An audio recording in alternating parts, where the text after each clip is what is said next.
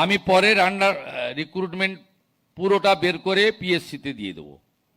কারণ আমি ইঞ্জিনিয়ার নিয়োগের ক্ষেত্রে খুব বদনাম হয়ে গেছে রাজ্যের। এই 26,000 শিক্ষক শিক্ষিকার চাকরি, মিউনিসিপ্যাল রিক্রুটমেন্ট স্ক্যাম সব মিলিয়ে ভীষণ বদনাম হয়ে গেছে। আপনি তো আফটার অল বাঙালি, বাঙালির মেধা কিন্তু ওয়ার্ল্ড ফেমাস। আপনি কেন ঢুকবেন? আমি তো অ্যাটেন্ডেন্ট পাই, অ্যাটেন্ডেন্টে ঢোকাবো আমার পছন্দের কোনো লোক বা কোনো সহযোগী থাকলে। আমি কেন ইঞ্জিনিয়ারিং এই হাই স্কিল্ড লোকজনে কেন ইন্টারফেয়ার করব? আপনারা শুনলে খুশি হবেন, school service commission, college service commission, under process PSC, কোনো পলিটিক্যাল লোক থাকবে না। এসএসসি থেকে সিএসসি থেকে হাঁটিয়ে দিয়েছে। দূষণ নারিয়ালা চেয়ারম্যান হয়েছে স্কুল সার্ভিস কমিশনে। পিএসসিও তাই করব, কিন্তু যেটা প্রসেসে আছে শান্তনুবাবু বলেছিল আমি ওটা করে নিতে বলছি। ওটা নিয়ে আর এক্ষুনি আর কিছু বলছি না। তো পরে আমি একদম মেধাযুক্ত লোকজনকে এখানে ইনভাইট করব। দপ্তরটাকে ভালো বানাতে হবে।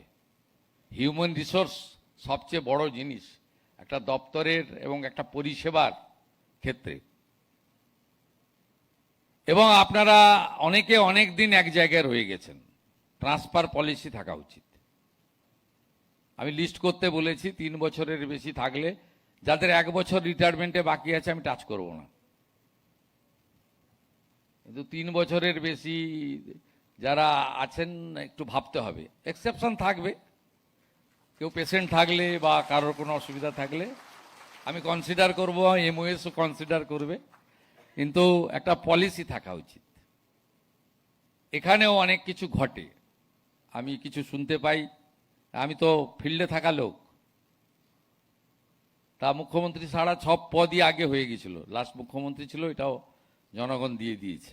এলওপি হয়েছি, ক্যাবিনেট মিনিস্টার হয়েছি, এমপি হয়েছি, এমএলএ হয়েছি, মিউনিসিপ্যালিটির কাউন্সিলর হয়েছি, চেয়ারম্যান হয়েছি। I started my journey 1988, 34 years I am on the ground.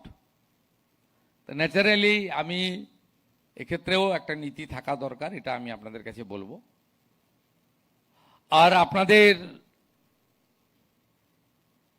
Salary বা ফাইন্যান্সিয়াল প্রোটেকশনের ক্ষেত্রে যারা তো সরকারের ডাইরেক্ট এমপ্লয়ি, তাদের ক্ষেত্রে রাজ্য সরকার তো ভাবতে শুরু করেছে। আমরা সুপ্রিম কোর্টের অর্ডারে কিছু কিছু এরিয়ার ডিএস আগে সরকার শুরু করে দিয়ে গেছিল, আমি অনেকটা এগিয়ে দিয়েছি। বাকিটাও আস্তে আস্তে এরিয়ার ডিএ আমরা দিয়ে দেবো, যেমন যেমন আমাদের সুপ্রিম কোর্টের যে কমিশন হয়েছে তাদের ডাইরেকশন মতো। আমরা প্রথম 8 থেকে 15 আগের সরকার কিছু দিয়ে গেছিল, আমি এসে অনেকটা দিয়ে দিয়েছি। বাকি 15 থেকে 19 এটাও আন্ডার প্রসেস আছে। রিটায়ারমেন্ট লোকদের আগে দিচ্ছি, দিয়ে আস্তে আস্তে করে দেবো। 20% দিয়ে আমরা 42% গ্যাপ আছে বাজেটে, 20% ডিক্লেয়ার হয়েছে। এবং ওটা অক্টোবর মাস যেহেতু পুজোর মাস, আপনারা অ্যাডভান্স বেতন পাবেন, তার সঙ্গে আমরা মার্চ করে দিয়ে দেবো। 20% দিয়ে বেড়ে যাবে অক্টোবর থেকে। এসেই গেল knocking the door. Pay commission 7th বানিয়ে দিয়েছি, ওই টার্মস অ্যান্ড রেফারেন্স তৈরি হয়ে গেছে, তার ডিসকাশন চলবে। মাস 6 তো মিনিমাম লাগে। যখনই দিয়ে দেবে আমি চেষ্টা করব এই ফাইন্যান্সিয়াল ইয়ারের শেষের দিকে হলেও 7th পে কমিশন। এর আগেও যে 6th পে কমিশন হয়েছে সেটা আমি তখন উদ্যোগ নিয়ে করেছিলাম। 2015-তে আমাদের অভিরূপ সরকারের কমিটি তৈরি হয়েছিল, আমি 16-তে মন্ত্রী হয়েছিলাম। এই কমিটি অনেক দিন সময় লাগিয়েছে। আমি 19-এর শেষের দিকে দিদেন সিএমকে বলেছিলাম, আপনি এতদিন পে কমিশন, হার্ডলি 1 বছর লাগে, 6 মাসও করা যায়, 1 বছর লাগে। আমাকে তখন উনি বলেছিলেন যে অর্থমন্ত্রী বলছেন যে কমিশনের রিপোর্ট রেডি নেই। আমি ভুল কথা বলছি, আপনি কমিশনের চেয়ারম্যানকে জিজ্ঞেস করুন।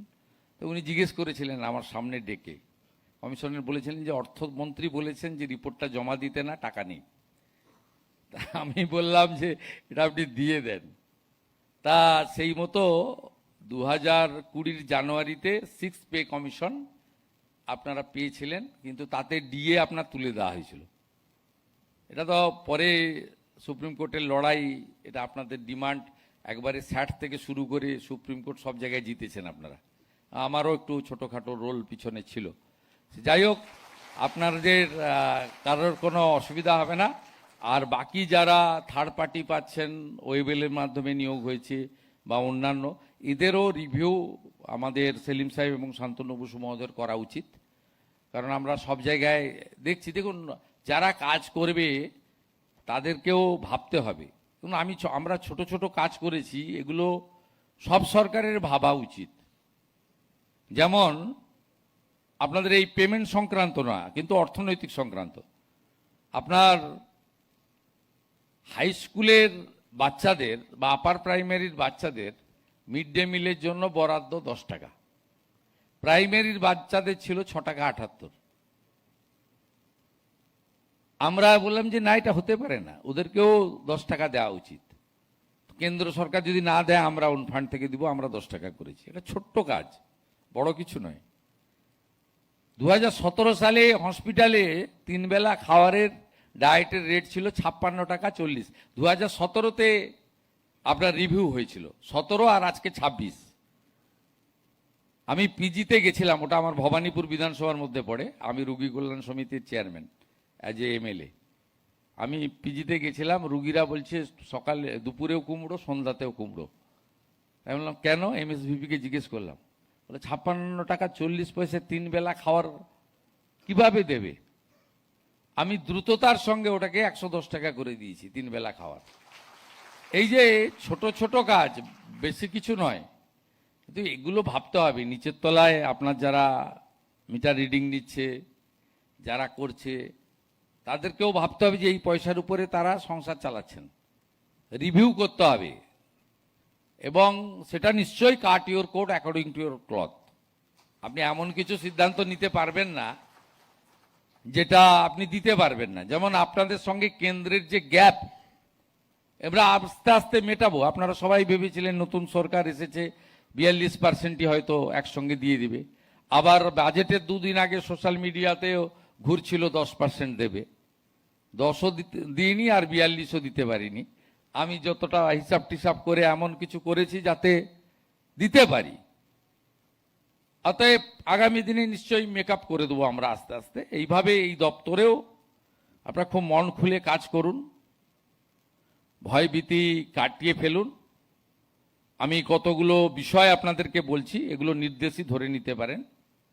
একটা হচ্ছে hooking zero, no political intervention. কোনো এমএলএ এমপি, কোনো রুলিং পার্টি বিজেপির লোক আপনাকে ফোন করবে না, করলে আপনার অ্যাকসেপ্ট করারও দরকার নেই। হুকিং জিরো, র্যান্ডাম কাটতে থাকুন। সেকেন্ড, আপনার যে বকেয়া বিল পড়ে রয়েছে ইন্ডাস্ট্রিয়াল আর কমার্শিয়ালের ক্ষেত্রে একদম জিরো টলারেন্স, আদায় করুন, যেভাবে পারেন আদায় করুন। সবচেয়ে বেশি ফাঁকি দিচ্ছে নেতাদের প্রতিষ্ঠানরা। আমি দায়িত্ব নেওয়ার পরে 2 জায়গায় লাইন কেটেছেন, তারপরে কিছু টাকা আদায় হয়েছে। পূর্ব মেদিনীপুরের একটি কাজু নাট ফ্যাক্টরি, আর মালদাতে একজনের প্রাইভেট এডুকেশনাল ইনস্টিটিউশন। তিনি এমএলএ, বড় নেতা, জেলার সভাপতি ছিলেন। পূর্ব মেদিনীপুরেও তিনিও বড় নেতা। টাচ করতে দেয়নি, যখনই গেছেন নোটিশ দিয়েছে, বলছে আমি সে বুঝে নেব। অরূপদার সঙ্গে আমার কথা হয়ে গেছে, আপনি চলে এসছেন ফিরে। অতএব এক্ষেত্রে একদম কারো কথা শুনবেন না। শুধু ডোমেস্টিকের ক্ষেত্রে বলবো, আমরা মানুষ তো, হুঁশ যার আছে সেই মানুষ। ডোমেস্টিকের ক্ষেত্রে অনেকের পরিবারে এমন এমন অসুখ এসে উপস্থিত হয়, তার সব চলে যায়। স্বাভাবিকভাবে ডোমেস্টিকের ক্ষেত্রে নোটিশ দিয়ে, বলে, জানিয়ে, দেখবেন তার পাস্ট পারফরমেন্স ভালো, সব সময় দেয়নি তা নয়। এগুলো বলে বুঝিয়ে করতে হবে। স্মার্ট মিটারের ক্ষেত্রেও তাই। আমরা আস্তে আস্তে শুরু করেছি government institution, government schools and government employee আস্তে আস্তে আস্তে আস্তে দেখবেন ওখানেও